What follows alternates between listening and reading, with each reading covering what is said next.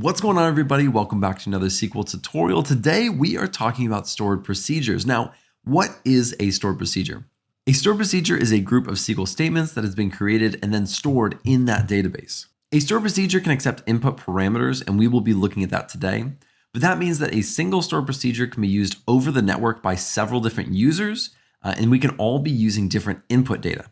A stored procedure will also reduce network traffic and increase the performance. And lastly, if we modify that stored procedure, everyone who uses that stored procedure in the future will also get that update. Let's start writing out this stored procedure so we can look at the syntax. We'll start off very simple, and then in the next one, we'll get a little bit more complicated. So the very first thing that you need to write is create and then procedure. And after that, you're going to name it. So let's just call this one test. And all you're going to say is as, and then you're going to write your query.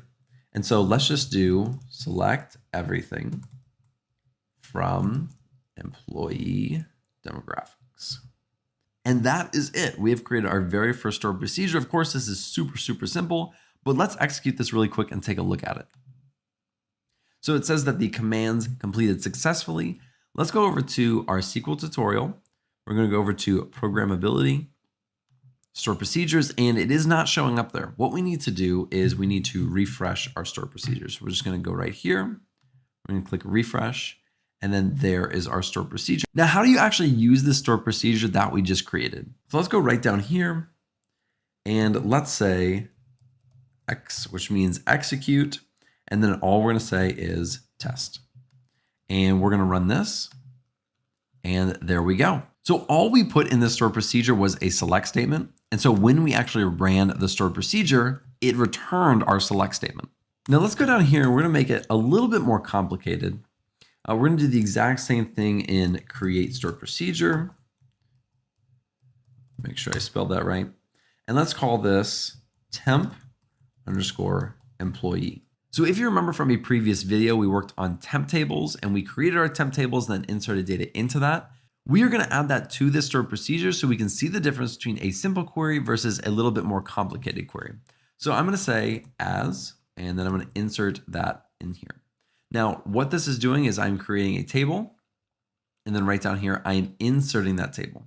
Now, if I create this stored procedure and then execute it, nothing is actually going to be returned. It will insert the data into that temp table, but since I don't have a select statement in this stored procedure, nothing will be returned.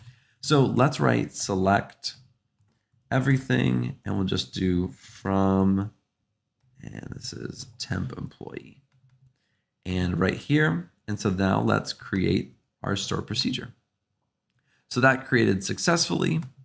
Let's refresh over here, and let's execute this. So let's just go down right here and say execute, and it's going to be temp employee. And now we will execute this.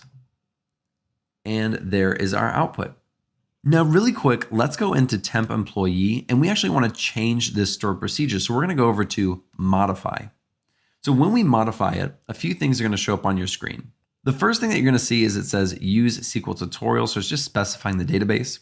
The next two things you may not be as familiar with, it's set ANSI nulls and then set quoted identifier. If you don't know what these are, it's not super important. The first one just talks about how to deal with nulls when you're using the where statement.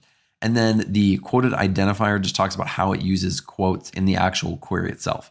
Again, not super important, but they have those automatically turned on. Let's go down a little bit further, and we're going to look at the alter procedure. So we created our stored procedure, but now we want to alter it. So this is the alter procedure, and we are going to add a parameter to this. So what the parameter is going to allow us to do is when we're actually executing the stored procedure, we can specify an input into that stored procedure so that we get a specific result back.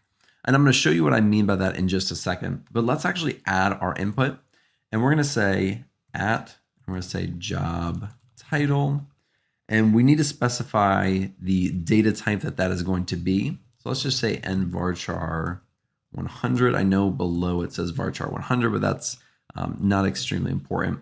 So this is going to be our input. So we need to go down here and say where job title is equal to job title.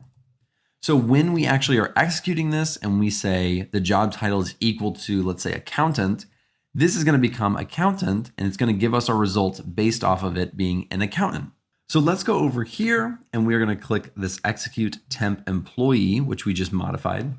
And when we run it, we're going to get an error because it is now expecting us to include our parameter of job title. So what we need to do is we need to say at job title, and let's say it's equal to a salesman. Now let's try running this one and see what we get.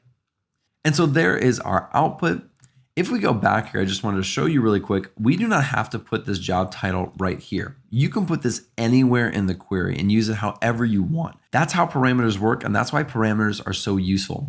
And you can use multiple parameters for one stored procedure, so you don't have to just limit yourself to one or none. You can put as many as you really like. So I hope that this video was helpful and that you understand stored procedures just a little bit better. Thank you guys so much for watching. I really appreciate it. If you like this video, be sure to like and subscribe below, and I'll see you in the next video.